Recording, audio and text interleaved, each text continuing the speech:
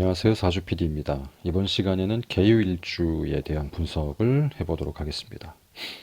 계유는 지지로서는 유금의 구간에 해당하죠. 유금의 구간이고 천간으로서는 계수가 들어와 있는 상태입니다. 계수는 뭐 하늘의 비구름일 수도 있고 우로수라고 이제 표현이 되어지는데 대기 중에 퍼져 있는 습도와 같은 것으로 비유를 해봐도 됩니다.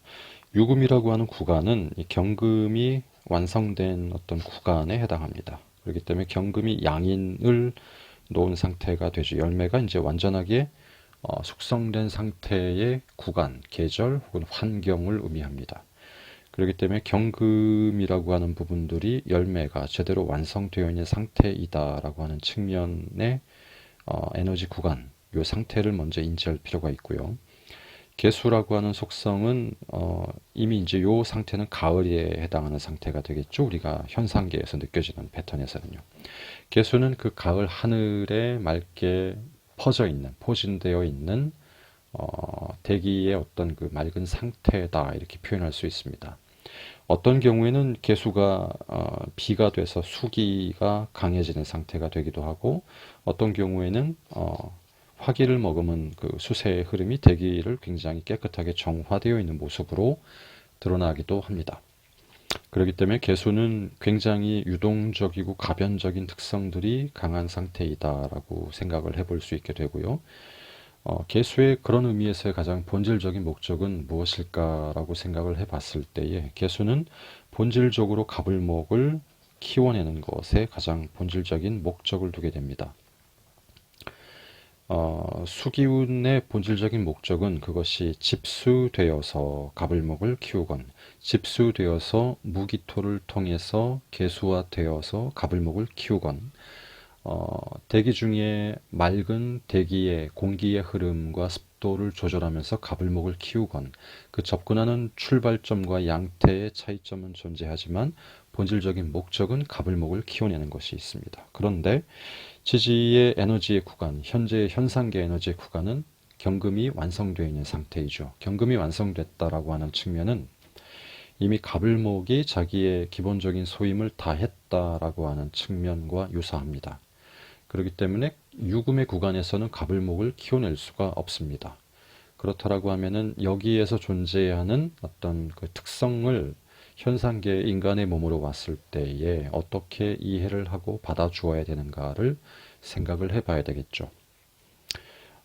갑을목은 6월절, 특히 이제 모든 추수철에 해당하는 시점에서는 모든 성장이 이미 멈추어 있는 상태가 되는 것이고, 스스로 맺은 그 쭉정이냐 아니냐에 대한 갈림길에서의 심판을 받는 상태이다라고 논할 수도 있습니다. 그래서 어떤 식으로 갖다 붙이는가가 중요한 것이 아니라 갑을목이라는 것은 이 시점, 이 구간이 됐을 때에는 자기의 소임을 평가받고 정리하는 시간이다라는 관점이 성립이 되게 되고요. 그런 입장에서 개수는 과연 그 유금의 구간대, 추수철의 구간대를 어떻게 바라볼 것인가를 이해하는 것이 제일 중요하다라는 거죠. 유금이 완성된, 경금이 완성된 시점에서는 갑을목이 힘을 잃고 없다 혹은 약하다라는 그 반대급부적인 어떤 논리가 성립이 되게 됩니다. 그렇기 때문에 개수가 스스로 고집을 많이 피우는 개수가 있고 고집을 피우지 않고 주변을 화창하게 만들어내는 어떤 조건의 개수가 존재하는데 그 개수가 전자의 조건이냐 후자의 조건이냐에 따라서 각광받는 조건이 틀려지게 됩니다. 열매를 맺어야 되는 그 상태, 열매가 완성되는 그 상태에서 개수가 집수화되는 상태의 조건이 주어지게 됐을 때는 농사를 망치게, 갑을목의 결실인 농사를 망치게 되는 상태가 될 것이고 개수가 화기를 머금은 상태의 즐거운 조건으로서 그것이 환경에서 주어졌건 자각에 의한 의식의 조건으로 주어졌건 대기 중에 넓게 혹은 건전하게 분포되어 있는 습도의 조건으로 존재하는 개수가 됐을 때에는 병정화가 경금을 투과하는 그 요율 혹은 비율을 높여줌으로 인해서 열매가 더욱더 알차고 잘 맺어질 수 있도록 도움을 줄 수가 있게 됩니다. 이 차이가 원명의 임계수나 뭐 해자축의 구성 비율에 따라 달라질 수도 있고 어떤 식으로든지 그 암신의 조건에 의해서 규정되어져서 변화성을 가져가는 조건이 될 수도 있습니다. 그렇기 때문에 그 부분들에 대한 분별이 먼저 되지 않으면 개수는 유금의 환경대에서는 집수화됐을 때는 불만족하고 상호 간에 트러블을 일으킬 수 있는 조건이 주어지게 되고, 그렇지 않고 대기 중에 적절한 습도로 존재하는 개수가 됐었을 때에는 있는 듯 없는 듯한 역할을 하게 되지만, 그래도 상호 간의 그 작용을 통해서 상호 만족할 수 있는 결과물을 얻을 수 있는 조건이 된다라는 것이 차이가 납니다. 개수라고 하는 부분들은 토기를 다루는 것과 같이 상당히 디테일하고 되게 어려운 측면들이 존재하는데, 실제 화의 기운이 많은 개수가 개유일주로 났었을 때에는 좋습니다. 왜냐하면 대기 중에 적절하게 습도로 양기를 머금은 습도로 존재하는 상태가 되기 때문에 그렇죠. 그러나 만약에 수기를 많이 머금은 개수일주다, 개유일주다라고 했었을 때는 집수화되기 좋은 환경적인 조건이 꾸려져 있다라고 보게 됩니다.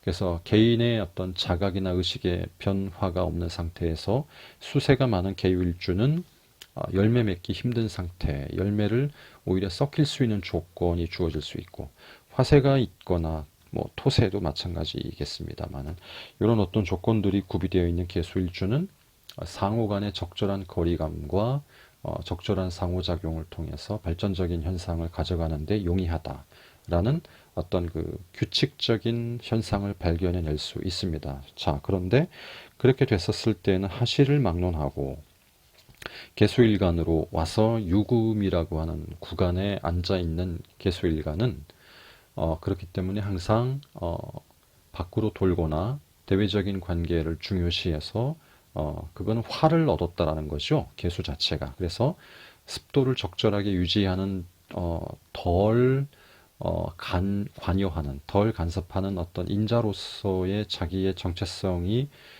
자각에 의해서 확보되는 상태를 추구하면 가정 자체가 그래도 유지되거나 편안하는데 문제가 없습니다. 그러나 자기 기질과 고집을 강하게 해서 집수화되는 개수가 됐었을 때에는 유금이 완성된 열매가 타격을 받을 수 있는 조건이 되므로 농사를 망칠 수 있다라는 조건도 참고해 볼 필요가 있습니다. 그렇기 때문에 굉장히 가변적인 어떤 특성들이 존재합니다. 무엇이 많이 섞여 있는가에 따라서 선천적인 규정된 특성들을 분석하는 부분들도 중요하나, 그것이 옳기 때문에, 옳은 측면들이 있기 때문에 그것의 어떤 유무와 상관없이 개수일간, 특히 개유일주로 온 사람들은 스스로 대외적인 활동, 직업적인 활동 혹은 밖으로 돌면서 자기의 그 주관적인, 중심적인 에고를 많이 희석시키는 노력을 통해야만이 자기 가정적인 입장, 자기